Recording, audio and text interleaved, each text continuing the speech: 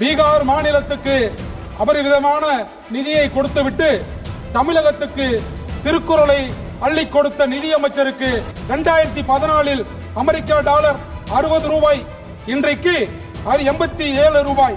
இதுதான் வளர்ச்சியா? பெண்களுக்கு முக்கியத்துவம், உமன்ஸ் எம்பவர்மெண்ட் என்று உரையிலே பெருமிதமாக பேசுகிறீர்கள்.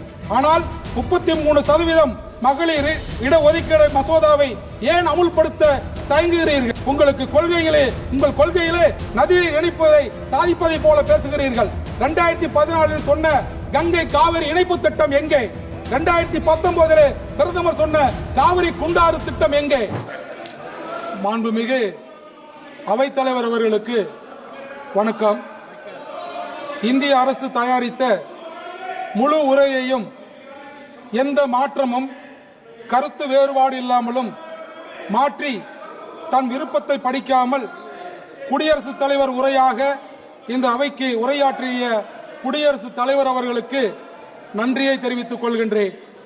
இந்த நிலை தமிழ்நாடு சட்டமன்றத்திலே இல்லை என்பது கொஞ்சம் மனவேதனையாக இருக்கின்றது.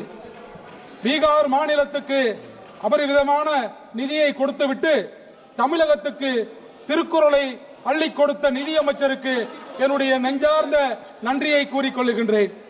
குடியரசுத் தலைவரின் உரைக்கு நன்றி தெரிவிக்கும் பொழுது என்னுடைய சில கருத்துகளையும் ஆலோசனைகளையும் அரசின் கவனத்துக்கு கொண்டு வர நான் கடமைப்பட்டிருக்கின்றேன். கடந்த 10 ஆண்டுகளிலே முன்னேறிவிட்டதாக உரையிலே குறிப்பிட்டிருக்கிறீர்கள். ஆனால் வாங்கிய கடனுக்கு வட்டி கட்ட கடன் வாங்குகிறீர்கள். 24% கடன் வாங்குகிறீர்கள். ஆனால் வாங்கிய கடனுக்கு 20% வட்டியை கட்டுகிறீர்கள். எங்கே வளர்ச்சி? 2014 அமெரிக்க டாலர் 60 ரூபாய், இன்றைக்கு 87 ரூபாய். இதுதான் வளர்ச்சியா? அதே போல இன்றைக்கு தேசத்தை கட்டுபவர்கள், இன்றைக்கு வரி கட்டுபவர்கள் தான் கட்டி எழுப்புகிறார்கள் என்று கூறீர்கள். உண்மைதான். ஆனால் அவர்கள் இங்கே மதிக்கப்படுகிறார்களா? இல்லை. வரி கட்டுபவர்கள் எண்ணிக்கை குறைவுதான். கணிசமான அளவு வரி கட்டுபவர்களுக்கு அடையாள அட்டை கொடுக்கிறீர்களா? பொது இடங்களில் அவர்களுக்கு மரியாதை தான் கொடுக்கிறீர்களா?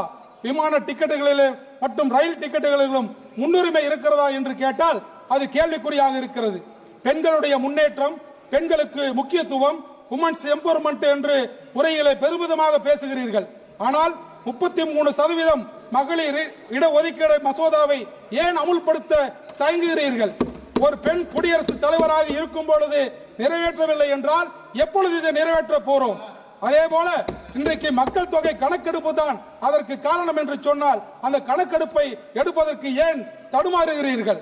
தேசிய கல்விக் கொள்கையை அமுல்படுத்த துடிக்கிறீர்கள். உங்கள் கொள்கையிலே 2050 எங்களுடைய இலக்கு வைத்திருக்கிறீர்களோ அதே இலக்கை தமிழ்நாடு அடைந்து விட்டது. நாங்கள் என் கல்விக் கொள்கைகளை என்றைக்கும் தளர மாட்டோம் என்று எங்களுடைய முதலமைச்சர் அவர்கள் உறுதியாக இருக்கிறார்கள். இன்றைக்கு விளையாட்டிலே சாதித்து விட்டோம் என்று கூறுகிறீர்கள்.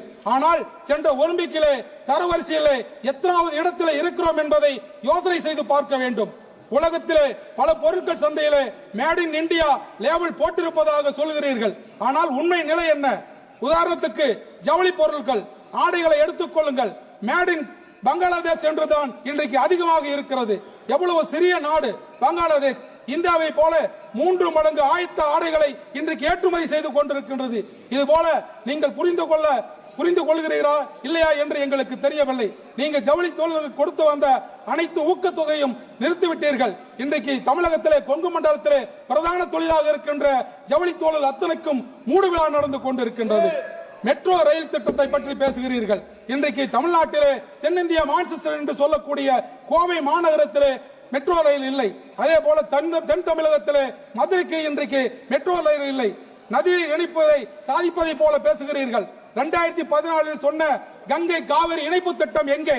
2019 பிரதமர் சொன்ன காவிரி குண்டாறு திட்டம் எங்கே? அதே போல இன்றைக்கு மகாத்மா தேசிய ஊரக வேலை வாய்ப்பு திட்டத்தின் கீழே, இன்றைக்கு 100 நாள் வேலைவாய்ப்பு திட்டத்தின் கீழே ஆயிரக்கணக்கான மகளிர்கள் இன்றைக்கு பணிபுரிந்து விட்டு இன்றைக்கு 2 மாத சம்பளங்கள் இல்லாமல் தடுமாறி கொண்டிருக்கிறார்கள். அவர்களுக்கு எப்போது நீங்கள் பணத்தை கொடுக்க போகிறீர்கள்? அதே போல விமான விரிவாக்க நிலையத்தை பற்றி பேசுகிறீர்கள். இன்றைக்கு சேலம் விமான விரிவாக்கத்தை பற்றி இந்த உரையிலே எந்த விதமான பதில்களும் இல்லை. நூற்றாண்டு காலங்கள் பழமை வாய்ந்த எங்களுடைய கான்ஸ்டிடியூஷனில் இருக்கின்ற சங்ககிரி ரயில்வே நிலையம் அன்றைக்கு 1924 மகாத்மா காந்தியடிகள் வந்து சென்றதாக ஒரு சரித்திரம் இருக்கிறது. அதை நீங்கள் அமிர்த் பாரத் திட்டத்தின் கீழே கொண்டு வர வேண்டும் என்ற கோரிக்கைகளும் இந்த திட்டத்திலே இல்லை. இந்தியா நாடு பாதுகாப்பாக இருக்கிறது என்று சொல்கிறீர்கள். சில நாட்களுக்கு முன்பாக இலங்கை கடற்படையினால் 63 மீனவர்களை கடத்தி சென்றிருக்கிறார்கள். அவருடைய நிலைமை என்ன என்பதை நீங்கள் தெளிவுபடுத்த வேண்டும். இந்தியாவினுடைய விவசாயத்துக்கு அடுத்து முக்கிய தொழிலாக உள்ளது லாரி தொழில். நசுக்குகின்ற வகையிலே இன்றைக்கு தமிழகம் உள்ளிட்ட பல மாநிலங்களிலே காலாவதியான சுங்கச்சாவடிகளை எடுக்காமல் இருக்கிறீர்கள். அதற்கு பதில் என்ன?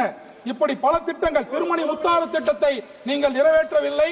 இப்படி கோழி பண்ணைகளுக்கு இன்றைக்கு ஆராய்ச்சி நிலையம் வேண்டும் என்ற திட்டத்திற்கு இங்கே எந்த விதமான பதிலும் இல்லை. ஒரே நாடு ஒரே தேர்தல், ஒரே நாடு ஒரே வரி என்று சொல்லுகின்ற ஒன்றிய அரசு தயவு செய்து அனைத்து மாநிலங்களையும் ஒரே பார்வையாக பார்க்க வேண்டும் என்று கேட்டு இந்த உரையை முடிக்கின்றேன். நன்றி, வணக்கம்.